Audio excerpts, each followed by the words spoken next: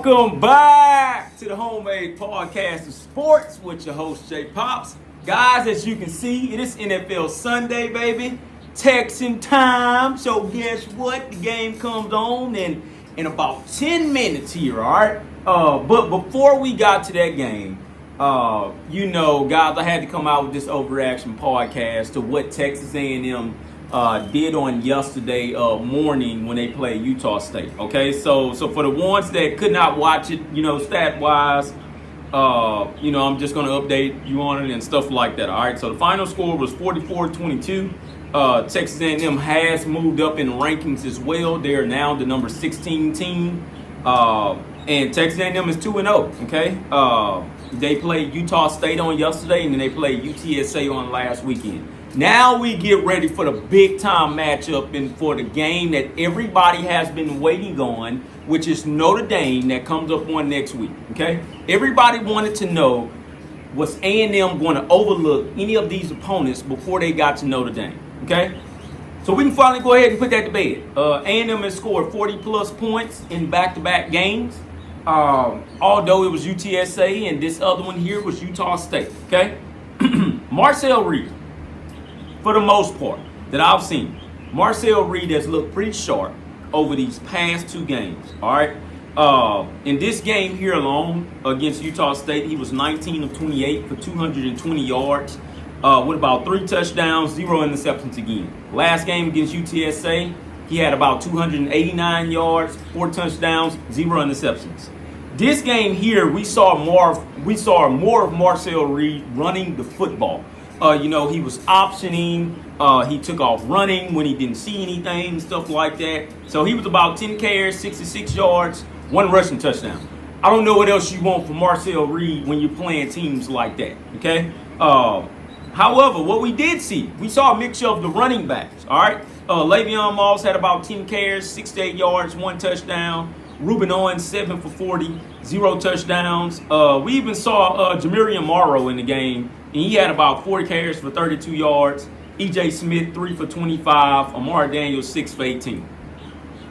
Guys, that's a plethora of running backs.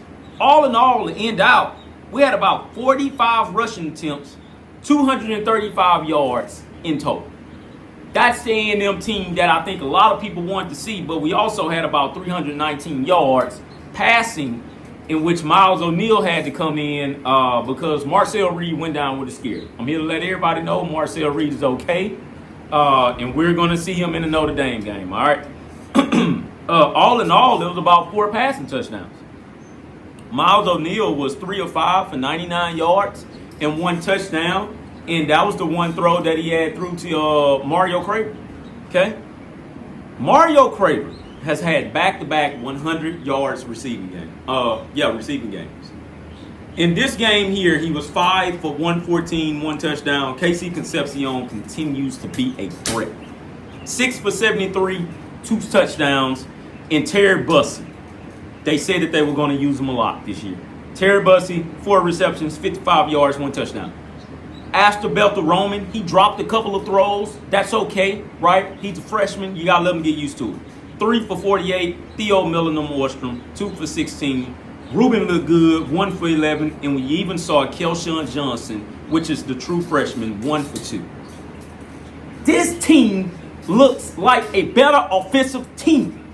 This team was not bad on last year. I think you guys let a lot of that Texas game sit into your heads, and you guys just think that it was a bad offensive performance.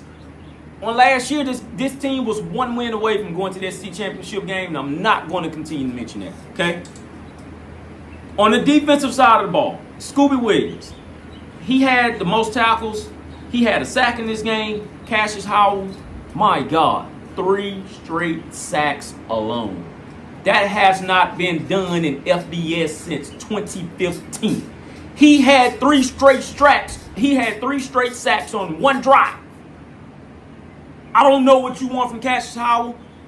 It was pretty accurate. What the NFL scouts was telling you was that guy is a day 1 pick if he comes out this year. Okay? Going to say that again. That guy's a day 1 pick if he comes out this year. Lesser competition. I knew it before you guys say anything. Let's see what he's going to do up against Notre Dame because we're going to need him. Let's all be honest here. We're going to need that entire defensive line. That defensive line looked better than what they did last game. They only gave up about 78 rushing yards.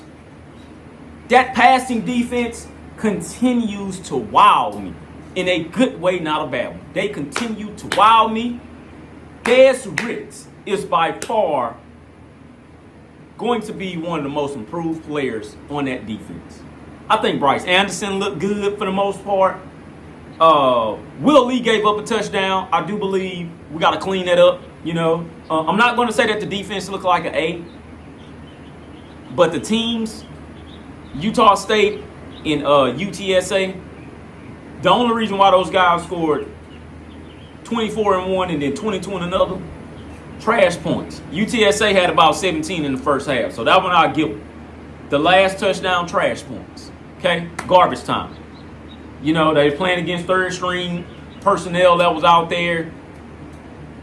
I'm sorry, guys. I'm not going to bash the defense because they got third string personnel out there.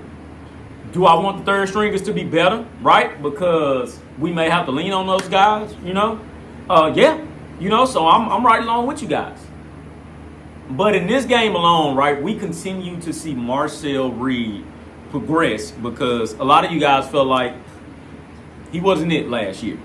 I was here to tell you that it wasn't nothing wrong with Marcel Reed. It was just a simple fact of that guy, it was his first start this year, okay? He's full-time starter this year.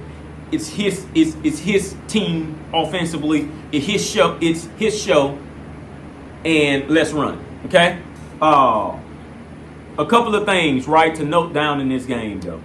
Le'Veon Moss looked like Le'Veon Moss again. Another one was that Ruben Owens looked like a 5-star running back in that game. All right, he made a couple of moves in which, if you watch this highlight tape when he came from out of high school, that was Ruben Owens for you. Okay, so he made a lot of things in which I think this team is going to be very dynamic. This team is going to be very unique offensively, and it's just I don't have any negatives about that offense. The offensive line. They continue to look like veterans to me. It's just come next week, right? It's going to be a different competition. That defensive line for Notre Dame, those guys started all last year, and to my knowledge, those are the same guys that's coming back on this year. The keys to beat Notre Dame is to make C.J. Carr beat you. We all know about Jordan Love, and we all know about the other running back. Notre Dame is going to want to run it down your throat. But I do think Notre Dame got a couple of trick plays that they're going to want to run with C.J. Carr because they feel like he's the quarterback that can get it to the wide receivers more than what the guy on last year could do. In which that guy was just a true running quarterback, in my opinion. He couldn't pass, right? He got to the national championship game, so, I mean, you got to give him that. But if we're being wholeheartedly honest here, I believe C.J. Carr is going to be the better quarterback going forward, passing the football, okay? The thing about this is that A&M holds an advantage because of the simple fact of that they have experience all over the field. They have experience on offense, they got experience on defense, okay? It's starting to show in these two games. I know a lot of people are upset, but I'm here to tell you that you won't see that in the Notre Dame game, man. I'm sorry. My prediction for that game, right before I start talking about it on next week, is that A&M will win that game closely, 28-24, and it will be because of they have experience at the quarterback position. Not necessarily the running back position, but at the quarterback position. I believe Marcel Reed will be your difference maker, and I believe because of the simple fact of that we do have a plethora of running backs, we will be good. That's me. I believe the wide receivers are darn good. This is just a different offensive team with Marcel Reed running the show, and I believe that's just your ultimate difference maker. Okay, so guys, that's all I have for you on today. Like I said, it's just a quick overreaction. I'm going to let you guys get back to your NFL Sunday as well as me because the game has already been started. All right. Shout out to all the Aggies across the world and shout out to the Texans, baby. I told you, I'm a big-time Texan fan. I love them. All right. So at the end of the day, guys, hey, please make sure you subscribe, hit that like button, tell me what you think. Drop your comments, everything, all right? Once again, hashtag Giggle Ads.